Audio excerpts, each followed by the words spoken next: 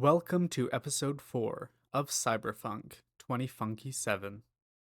It's been far too long since I've robbed a bank, and honestly, I miss the feeling. Which is why today in Cyberpunk, we will be robbing Arasaka, who may not be a bank, but they sure do have a lot of money. Me and Jackie Wells made a beeline straight for the elevator as soon as we heard Yorinobu Arasaka has left his house. His house is at the top of a hotel, so I stole his clothes. That seemed like the only right thing to do, and I took a bucket along with it. Cause who needs a bucket when you don't have a bucket? The answer to that question is everyone. Trying to break into the safe is pretty easy when Jackie stares at me like this. We finally grab the case with something inside. It's a relic of some kind, but we were rudely interrupted by Yorinobu actually living in his own house. Why would he do that? Why would he interrupt us? Doesn't he know there's a heist going on? After getting scanned without consent, and then Yorinobu killing his father, normal things, we have to escape. Because I feel like it's not safe to be here anymore. Adam Smash Your Dick in his face soon enters the room. He looks pretty creepy and I'm not a huge fan of him. But we soon make our way out of the room before I slide off the roof onto the ground. Ouch. That hurt. Finally, I make my way across the roof, but again, rudely interrupted by a flying tank. I'm not a huge fan of these things, they're pretty good at killing you. And just as I predicted, he proceeds to try to shoot us off the roof, but good luck, I'd rather kill myself than get shot. Luckily, we both survived the fall. I'm not exactly sure how, but I guess bones are soft and flesh is soft and the ground is also soft. Jackie puts the relic into his head and nothing happens. Weird. I really thought he'd explode, or die. Haha, he would never die. Jackie would live forever. Haha. Killing the guards was quite simple, especially when you're not trying to be stealthy and just want to do puzzles instead. We execute everyone we see, as no witnesses is the way to go, but they still witness us, which means they must go, so we quickly shoot them many times in their many heads. After killing all the guards and doing a quick no Russian, we finally make it through the lobby. It takes a while, it takes a lot longer than you think it would, because I couldn't find out where the door was. But soon, we get back to killing more and more people. Just what I like to do on a Tuesday afternoon. Killing people really relaxes the brain, as it takes no mental stress or willpower to do. You just kind of press a button and people die. It's really fun when you don't think about it. If the school board happens to be watching this, I'd like to let you know that that's a joke. Please don't kick me out. I enjoy education. But at the end of the day, education's not actually important. That's why I go to college, where I just mess around the whole time. After yelling at Jackie for a weird amount of time and saying that all his dreams are actually poo-poo because we're gonna die, I decide to shoot some more people, as sneaking is for losers and I like the guns I'm using. Whenever I make these videos, my brain decides to not be able to read. I can't really control it, but just note that that's something that happens. Or maybe I just never knew how to read, and instead I would make organized lists in my minds of words being words, and I didn't know the words, I just memorized the words. Does that make sense? Let's ask Adam Smash Your Dick in my face. I don't think he's happy at the moment. Let's drive away. I always debate whether adding lines into these videos is good, because sometimes I don't like what I say, but then I also do like what I say in a very immature level. That's why I say, Adam, smash your dick in my face. While recording this video, I probably realized that I feel bad for every Adam watching this video. And to you, Adam, I apologize. But it's not my fault that your name is so funny. I feel bad skipping over these emotional scenes by saying Adam McDickface, but I guess that's just how the world works. That's just how the butter butters. That's just how the turntables don't turn. Because you have a broken turntable, you should replace it. After washing the blood off my hands, I play Smasher Pass with a mirror. I decide to smash, and I exit the room. But as I exit the room, I get knocked in the head. It's pretty rude, honestly. I also don't like getting shot either. Blammo. I don't like that. Wow, that timing was magnificent. While getting shot in the head, I guess I did drugs because now I'm in a hallucination. I can't really explain it, and I try to ask this lady for help. She doesn't help me and tells me to get lost. So does this guy, so I push him into a wall and slam my fist in his face. He doesn't mind. I walk onto a random stage, grab the microphone, and start singing. I guess I'm a Taylor Swift fan. That wasn't a reference to anything, just so you know. I thought of it off the top of my head. Because my script got kinda deleted.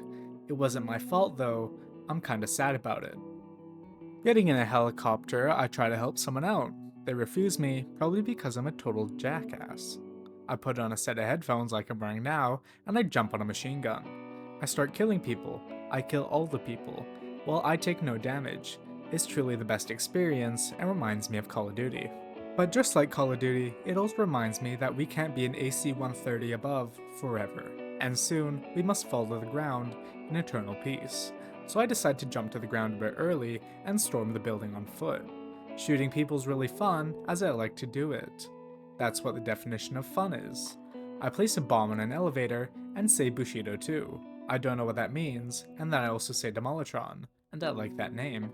Maybe that's what I'll name myself. After legally naming myself Demolitron and spinning my gun around really cool, I decide to show everyone my favorite YouTube video.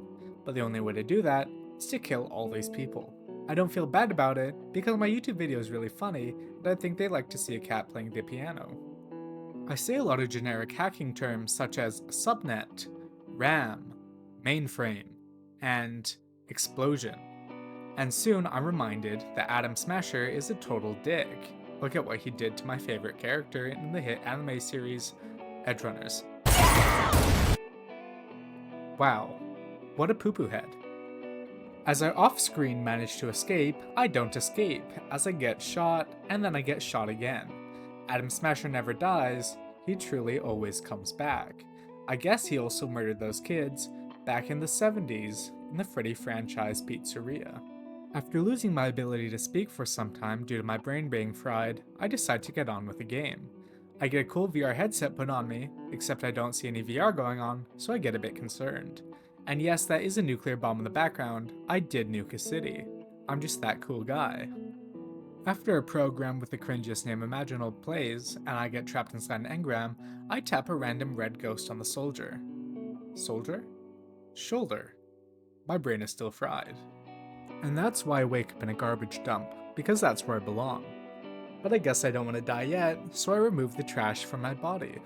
I decide to crawl through the muck, as that's my favorite activity on the weekends. It may be a Tuesday, but that doesn't matter all that much. Dexter Deshawn gets shot in the head, just like he shot me in the head. What goes around, comes around, am I right? While waking up from a coma, I accidentally tab out at the wrong time and cause me and Yorinobu to both die a fiery death at the hands of this guy with a tiny gun in his hand. Ouch, it really hurts, I don't like dying. After waking up and shooting myself with many drugs, I finally get healthy again. That's how this game works, that's how life works. After driving for a bit, enjoying the scenery, I realize that somebody's chasing us. That guy, he looks pretty creepy, I don't like his bright red eyes. Where can I get eyes like that though, cause they're honestly really cool. He does a sick drift, turns around and starts driving backwards, and I get a gun. It's truly the trade of a lifetime. He does a cool little jump shot and jumps on the back of my car. I actually don't know whose car this is, but it's getting totally destroyed right now. I kinda feel bad for whoever's car this is. I assume it's not mine, but I don't know, I was in a coma. That guy gets squashed like an ant on a summer's day, I guess. Nakamura proceeds to take my gun away from me. I'm not a huge fan of that, and I think he's kind of a dick for it, because I really like that gun, but I also hated it. It did 3 damage, and I'm not a huge fan of that. I call an AI to help me out, and the AI teaches Takamura to do surgery on me. That's pretty fast, there should be more surgeons in this world, I guess it's just that easy. I get driven back to Victor's clinic, and he takes care of me lickety-split. I reminisce on how I hate the term lickety-split, as I find it incredibly disgusting. But Victor tells me I'm dying, so I've got other things to worry about at the moment. As I tell him about my fear of abandonment, he decides to leave me. What a dick. I forget I'm not watching a cinematic trailer, and suddenly the thoughts of life come back to my mind as I realize I have the ability to look around. Misty hands me some pills, doesn't tell me what they are, and I head to bed, because I'm really sleepy. But first she has a present for me. Look, this is what nearly killed you. The bullet that nearly killed you. The bullet that was in your brain that nearly killed you. Go to sleep now. Have a good night. As I drift off into the land of dreams, I look at the bullet one last time, because I think it might have actually killed me, but I'm not entirely sure. This entire thing could just be a hallucination caused by that guy in the corner. He kinda yells at me and acts like a child. He tells me he wants to smoke, so he's no longer acting like a child. He's now acting like a brooding teen. The voice crack on that joke pushed me to the ground. And then we realized that we're not different, you and I. We're one. I'm just you, but evil. This got me thinking that every single person watching this video is the better version of me. But we are still one and the same, so I still throw you to the ground and force you to take meds. Johnny proceeds to stand over me really weirdly, and I'm not sure how I feel about it. He doesn't even look at me until the last little bit. Am I dying? What's happening?